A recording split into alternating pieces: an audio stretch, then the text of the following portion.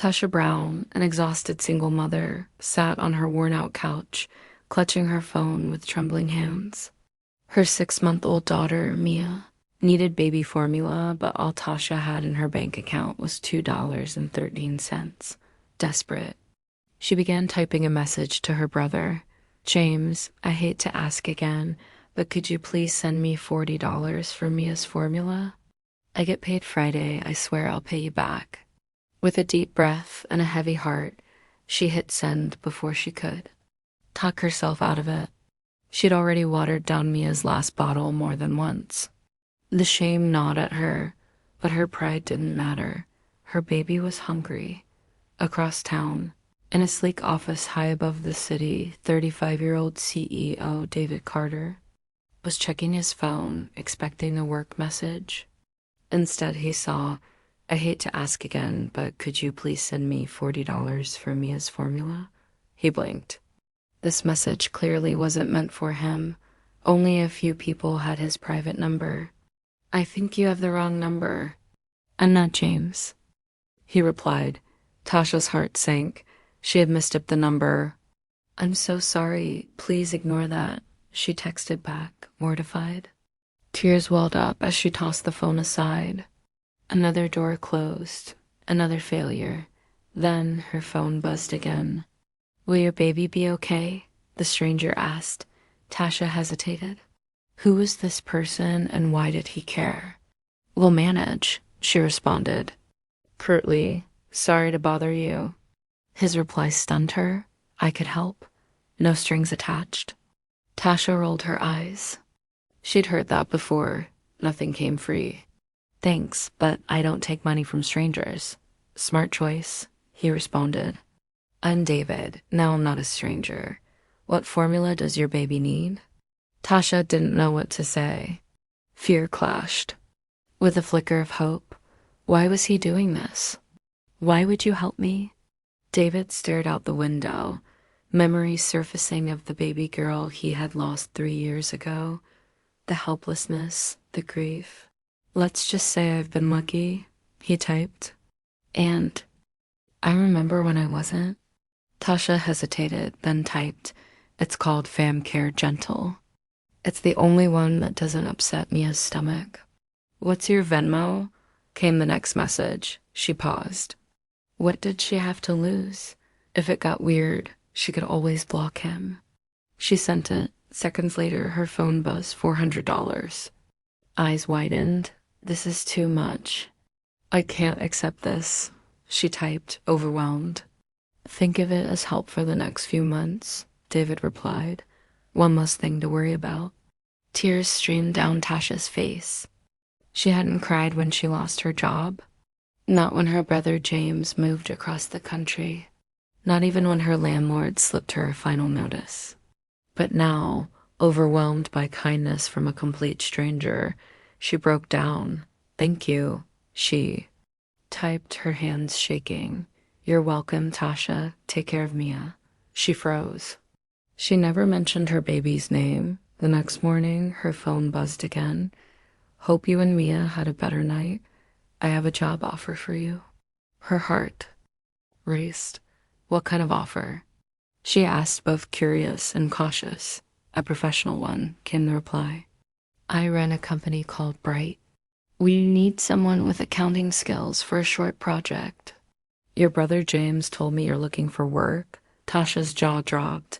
How do you know James? And how do you know I'm an accountant?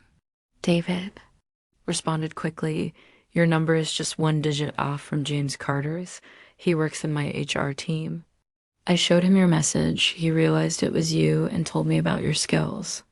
It was a strange coincidence, but it made sense now.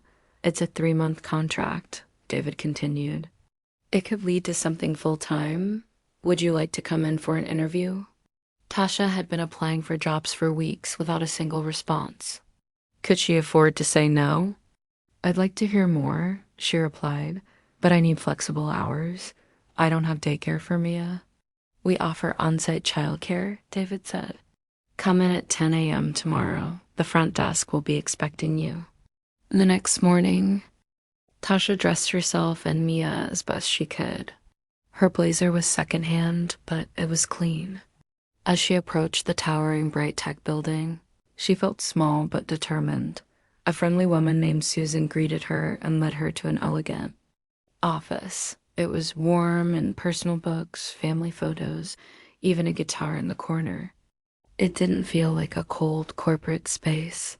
She looks peaceful, came a voice behind her. Tasha turned to see a tall man in a suit, his expression kind and solemn. "You're David Carter." "Call me David," he smiled, shaking her hand. "Thanks for coming." They sat down and he began. "I should explain, this is all unusual. I don't usually send money to strangers." "And I don't usually take it," she replied, offering a small smile. It felt strange. David nodded. "Yesterday was the anniversary of my daughter's death. She was 8, she had cancer. When I got your message, it felt like a sign, like a second chance to help someone." Tasha's heart ached.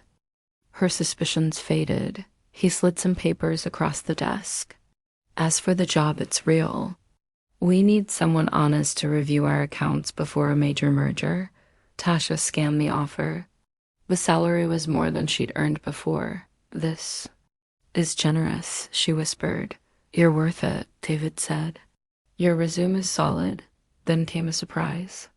"Our daycare is full right now," he added, "but you can work from my office suite.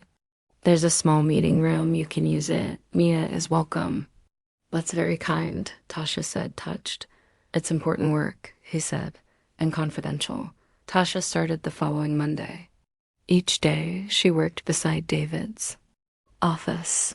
A small crib and a few toys made the room feel like a safe haven. Susan always brought her coffee and checked in. Tasha loved the work. She spotted inconsistencies in the company's financials, small numbers that didn't add up. "These numbers are wrong," she told David one afternoon. "How bad?" "About $3 million. Over the last 80 months. David's face hardened. "Prepare a full report. Tell no one, not even James." She wasn't sure why they had to be secretive until later that day, when a man appeared at her door. Vincent Harmon. CFO. He introduced himself with a forced smile. "I hear you're working on something important." "Just reviewing the books," Tasha said, trying to stay calm. "Well, remember," he said coolly, "this company was fine before you, and it'll be fine after you're gone." That evening, her phone rang. "This is Detective Ramos. We'd like to speak with you about financial matters at Bright." Her blood ran cold. She immediately told David. His face was grim. "This is moving faster than I expected. Tasha, I need to show you something." He pulled out a file. "I've been working with the FBI. Vincent is embezzling money. But I couldn't trust anyone in the company. I needed someone honest, someone from the outside." "So you used me," Tasha said quietly. "I gave you a real job," David replied.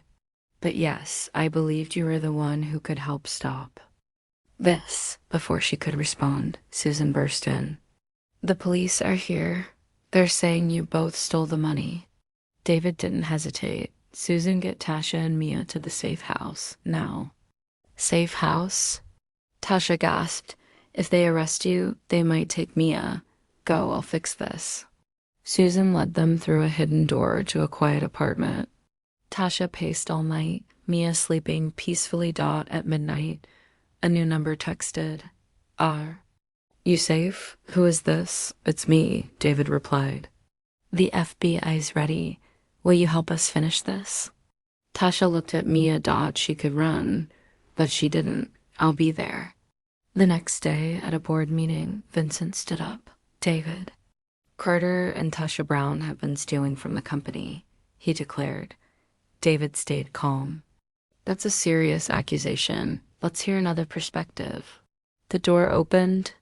Tasha walked in with the FBI. For the next 30 minutes, she detailed Vincent's crimes, every dollar stolen, every piece of proof. Vincent turned pale. Then, suddenly, he reached into his pocket. David jumped in front of her. FBI agents tackled Vincent before he could act. He and several others were arrested on the spot. Later, back at the office, David looked at Tasha. I want to offer you a full-time position head of internal audit, and thank you for trusting me. 6 months later, at the company's annual party, Tasha smiled as Mia toddled around under the twinkling lights. David stood beside her, holding her hand. A ring sparkled on her finger. She had found safety. She had found purpose. She had found love, all because of a wrong number. That turned out to be the right one.